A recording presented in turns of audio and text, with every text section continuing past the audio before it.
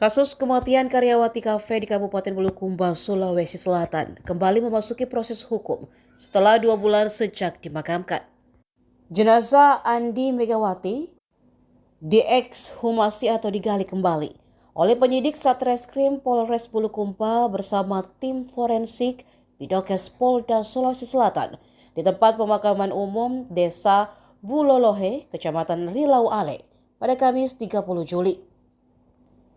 Hal itu dilakukan menyusul permohonan keluarga korban yang menginginkan pemeriksaan forensik lanjutan karena menduga kematian Andi Megawati tidak wajar.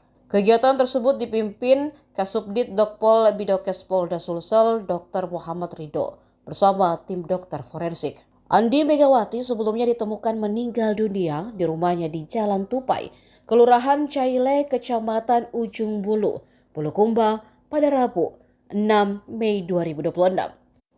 Jasadnya ditemukan langsung oleh suami Megawati dalam posisi leher tergantung.